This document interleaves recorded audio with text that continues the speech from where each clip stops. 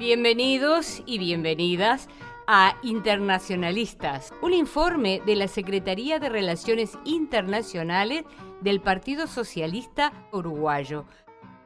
Vamos a referirnos a dos procesos electorales que se realizaron recientemente. El primero es en Sudáfrica, el pasado 29 de mayo, donde el Congreso Nacional Africano, que hasta el momento y en las distintas elecciones realizadas mantenía la mayoría absoluta, perdió en estas elecciones. Desde el año 94 el partido ha venido sustentando una mayoría que le ha permitido gobernar con mucha tranquilidad con la mayoría de los escaños del Parlamento.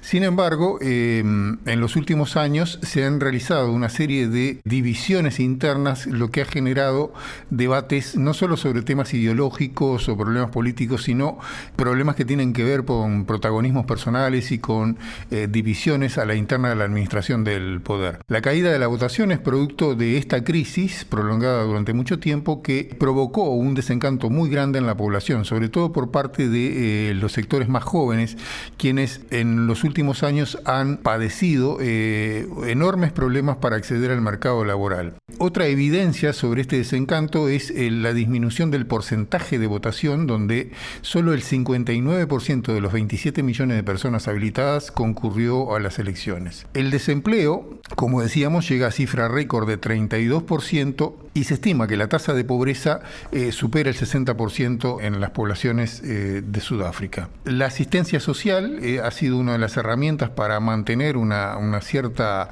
sobrevivencia de los sectores más sumergidos, pero sin embargo el deterioro de los servicios públicos ha sido notorio en los últimos tiempos y ha reducido su calidad de manera muy visible. El Congreso Nacional Africano necesita hacer alianzas y para eso, dentro de la multiplicidad de partidos que se presentaron, ha elegido aliarse con la Alianza Democrática, que es un partido representante de la minoría blanca y del sector empresarial, que quedó en segundo lugar con un 21% de los sufragios. Esta alianza va a permitir que el presidente Cyril Ramaphosa logre un nuevo periodo de gobierno. Veremos cómo se desarrolla esta alianza con el viejo Congreso Nacional Africano, o sea, con sus postulados de justicia social y con los ideales de Mandela, y esta nueva alianza con un sector de derecha muy promercado. El otro proceso electoral que es interesante de comentar es el que se da en la India. La India representa el sector o el proceso electoral más grande del mundo, ¿verdad? Estamos hablando de que para estas elecciones fueron convocados nada más y nada menos que 970 personas habilitadas para votar, de los 1.400 millones de personas que pueblan la India. Se preveía que el gobernante Modi tuviera una aplastante mayoría. Sin embargo, la oposición ha reunido los votos necesarios para convertirse en un importante contrapeso parlamentario en los próximos años. Tema que el presidente actual, Modi, y reelecto, no había tenido oposición consistente y sus mandatos habían sido desarrollados con una gran holgura parlamentaria. Los resultados no fueron los esperados entonces por el oficialismo. Esto se debe básicamente a una reacción del electorado, o sea, Modi ha tenido un discurso y muchas actitudes de persecución contra los indios no islámicos y eso le ha provocado una reacción sobre todo en los sectores populares, en los sectores del campo, en los sectores campesinos que profesan otro tipo de religión y no estaban de acuerdo con esa persecución. La guerra en la agenda mundial. Los gobiernos de los países europeos pasan desde un primer apoyo financiero y de material bélico a dar un salto para involucrarse cada vez más en la guerra imperialista. Acaban de enviar una misión oficial a sus tropas de élite para realizar el entrenamiento a soldados europeos. Como si esto fuera poco, en sintonía con los Estados Unidos, autorizan el uso de su armamento para ampliar el radio de ataque directamente sobre suelo ruso, lo cual Putin ya lo considera como un acto de guerra mismo de parte de los países de la Unión Europea y comprometió una respuesta en una confrontación de mayor envergadura hasta usar armas nucleares hacia territorio europeo. Este es en realidad el debate y la incertidumbre que rodea el resultado de las elecciones de este pasado fin de semana en Europa. Hay que tener claro que estas elecciones no eligen un gobierno europeo, sino que cada país elige a sus parlamentarios nacionales, los cuales se unen en bloques por afinidad ideológica. Esta instancia electoral está totalmente al margen de la realidad vivida por millones de trabajadores de estos países, donde suele participar un porcentaje muy bajo del padrón electoral. Un mecanismo totalmente artificial para imponer la supuesta democracia del euro, en su momento impulsado por los germanos franceses. Los países viven una inmensa volatilidad política, producto en gran medida del estancamiento económico que no logra salir del impasse generado previo a la crisis y la pandemia. Esto lleva a que no podemos ver este proceso como lineal, sino que vive grandes contradicciones también entre la derecha, conservadores y extrema derecha de los distintos países. Una guerra de estas características todo lo conmueve en el tablero político. Los conservadores y liberales tienen que analizar en profundidad el tema tanto de Meloni como de Le Pen, tratando de no permitir una unidad entre ambas y correr a Meloni sobre las posiciones de los primeros. Esto es impulsado de las páginas editoriales, nada más y nada menos que del órgano de la burguesía financiera internacional, como lo es The Economist. En la guerra se ve que la colocan como tal nuevamente desde el imperio en la agenda mundial.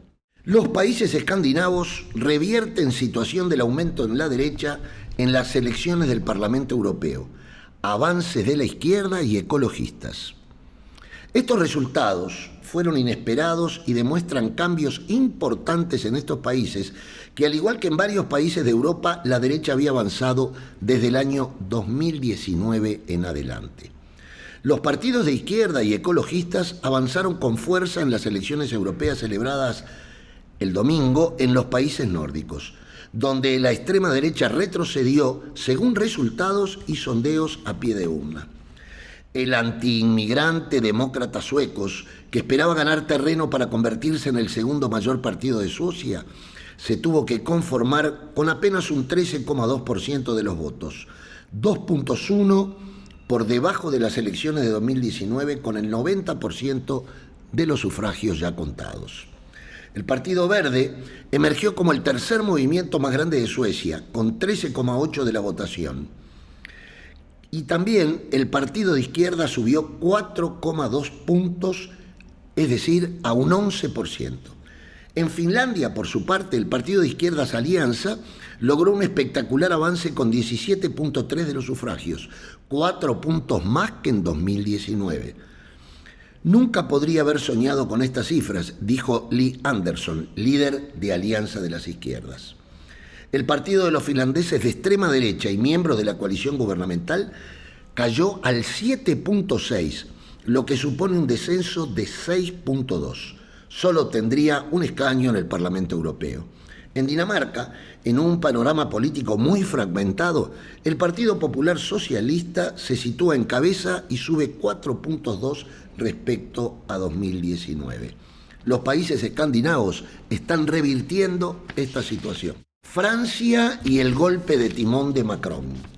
Las elecciones anticipadas ya anunciadas por el presidente de Francia, luego del gran golpe recibido con el avance de Le Pen en las elecciones del domingo pasado, es lo que encuentra Macron como salida política al problema político planteado, desconcertando al espectro político aún cercano a él mismo. Paralelamente a ello, ya Le Pen aventuró que su partido está ya listo para gobernar Francia. En la noche del lunes se produjeron varias movilizaciones en distintas ciudades del país. La izquierda anunció que tendrá candidaturas únicas en las próximas elecciones legislativas del país. Las movilizaciones a las que hicimos referencia en varias ciudades francesas fue para expresar su oposición al crecimiento de la extrema derecha.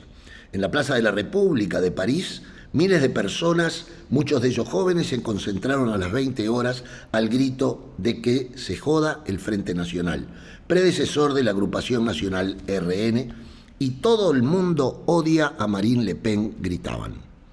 En Marsella, la segunda ciudad de Francia, 2.200 personas se concentraron frente a la comisaría local, convocados por varios sindicatos, partidos de izquierda y la Liga de Derechos Humanos. Sin dudas, el país se encuentra frente a una nueva crisis política de pronóstico reservado, ya que la movida de Macron no solamente tiene que ver con lo que suceda en su país, sino también en el conjunto del continente europeo. Seguiremos observando este y otros temas con el espíritu internacionalista que está en las señas de identidad del Partido Socialista Uruguayo.